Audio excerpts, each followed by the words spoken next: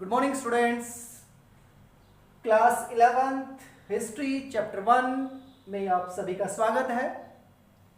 Chapter first जिसका नाम है लेखन कला और शहरी जीवन, राइटिंग एंड सिटी लाइफ। तो आइए शुरू करते हैं पहला चैप्टर। प्यारे बच्चों, इस वीडियो में हम इन 3 सब टॉपिक पे डिस्कस करेंगे। पहला है एन इंट्रोडक्शन, एक परिचय, जिसमें हम इस पूरे चैप्टर के बारे में बात करेंगे कि इस चैप्टर में क्या कुछ बताया गया है। दूसरा है मेसोपोटामिया और उसका भूगोल, मेसोपोटामिया एंड इट्स ज्योग्राफी, जिसमें हम ये एक्सप्लेन करेंगे कि इसकी ज्योग्राफी का मेसोपोटामिया पर क्या इफेक्ट पड़ता है या उसके सिविलाइजेशन पर क्या इफेक्ट पड़ता है। और तीसरा है शहरीकरण का महत्व, यानी कि इंपॉर्टेंस ऑफ अर्बनाइजेशन, जिसमें यह बताया गया है कि शहरों में क्या कुछ क्रियाएं होती थी। आइए शुरू करते हैं इन सभी के बारे में।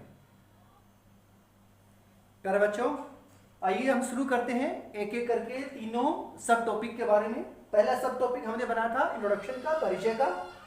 इसमें हमें ये देखना है कि शहरी जीवन की शुरुआत है वो मेसोपोटामिया से शुरू होती है। मेसोपोटामिया जो शब्द है वो आज के इराक या प्रेजेंट जो इराक है उससे रिलेटेड है। मेसोपोटामिया शब्द का जो मतलब है ये 2 शब्दों से बना है। एक है मेसो और दूसरा है पोटामिया। मेसो का मतलब होता है मिडल, यानी कि बीच में, और पोटामिया का मतलब होता है नदी, यानी कि 2 नदियों के बीच के क्षेत्र को हम मेसोपोटामिया कहते हैं। तो शुरुआत यहीं से होती है, जिसको आजकल हम इराक के नाम से जानते हैं। दूसरा बात है दजला और फरात का क्षेत्र है। 2 रिवर है, एक दजला दूसरा फरात, जिसको दजला को इंग्लिश में टिग्रिस कहते हैं और फरात यूफ्रेट्स।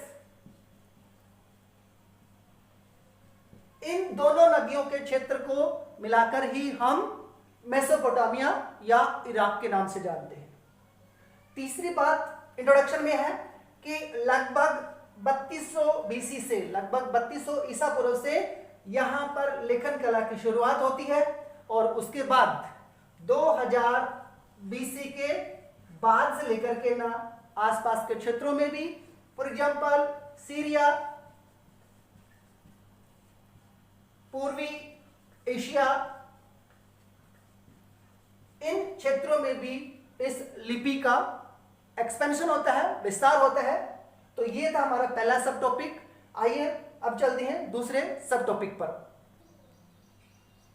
अगले सब टॉपिक पर चलने से पहले इंट्रोडक्शन वाले सब टॉपिक का एक और फीचर है शहरीकृत भाग, जो अर्बनाइजेशन एरिया है, जो दक्षिण पार्ट है मेसोपोटामिया को, उसको सुमेर और अक्कद कहा जाता है।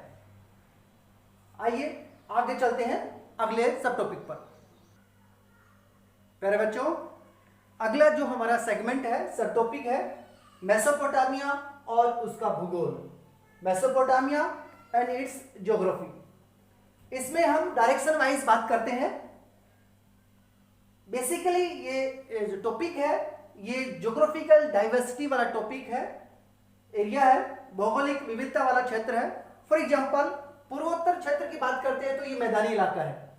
यहां लगभग 7000 बीसी से 6000 बीसी के बीच में यहां पर कृषि का विकास हो चुका था, कृषि की शुरुआत हो चुकी थी। दूसरा जो क्षेत्र है उत्तरी क्षेत्र, ये उच्च भूमि वाला क्षेत्र है जिसको स्टेपी कहा जाता है, और यहां पर मुख्य रूप से पशुपालन की गतिविधि होती थी या पशुपालन का मुख्य कार्य यहां पे होता था। अगला जो डायरेक्शन है वो पूर्व है।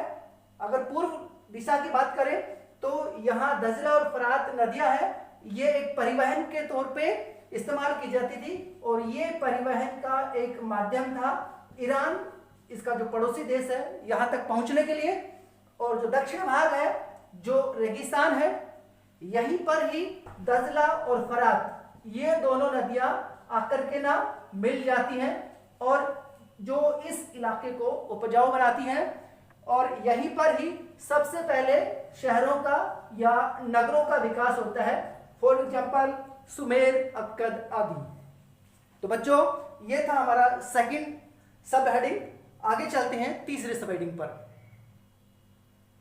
प्यारे बच्चों ये हमारे वीडियो का थर्ड सेगमेंट है, थर्ड सब हेडिंग है, शहरीकरण का महत्व, इंपॉर्टेंस ऑफ अर्बनाइजेशन।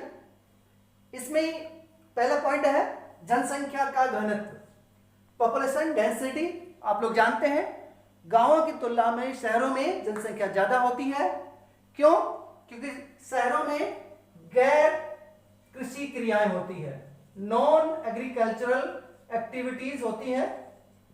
इसका मतलब यह है कि खेती के अलावा और दूसरी गतिविधियां हैं, जैसे प्रोडक्शन करना है, ट्रेड का काम करना है, इंपोर्ट एक्सपोर्ट, इस तरह की दूसरी चीजें हैं।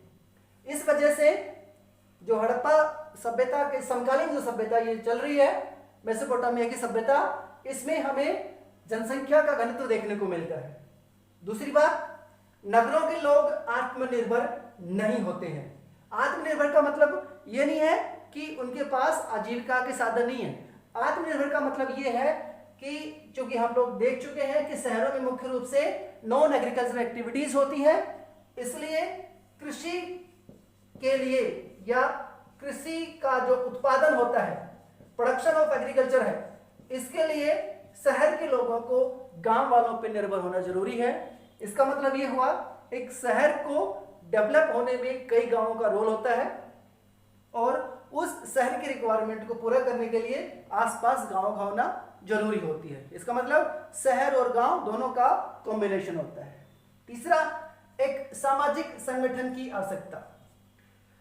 क्योंकि शहर की जो एक्टिविटीज हैं वो काफी डाइवर्सिफाइड होती हैं, काफी विविधतापूर्ण होती हैं, इसलिए एक ऐसे स्ट्रक्चर की जरूरत होती है जो डिफरेंट एक्टिविटीज होती हैं, अलग अलग जो क्रियाएं शहर में की जाती हैं, उन क्रियाओं का ऑर्गेनाइजेशन प्रॉपर तरीके से कर सके कि कौन कैसे काम करेगा, क्या सिस्टम होगा, किस प्रकार का रूल एंड रेगुलेशंस होंगे। इसलिए शहरों को अच्छी तरह से गवर्न करने के लिए एक सोशल स्ट्रक्चर की रिक्वायरमेंट होती है। तो बच्चों ये था हमारा एक वीडियो, पहला वाला जो वीडियो है इस चैप्टर के बारे में, जिसमें हमने 3 सेगमेंट या 3 सब टॉपिक के बारे में बात की है। पहला हमने बात की थी इंट्रोडक्शन के बारे में, दूसरा हमने बात की है इसके ज्योग्राफी के बारे में, और तीसरा है जो शहरीकरण है इसके इंपोर्टेंस के बारे में। उम्मीद करता हूं कि आपको ये टॉपिक अच्छे से क्लियर होगा। अगर क्लियर नहीं है तो वीडियो को दोबारा से देखिए और तब तक आप टॉपिक को रिवाइज कीजिए। मिलते हैं हम नेक्स्ट वीडियो के साथ। Thank you, have a nice day.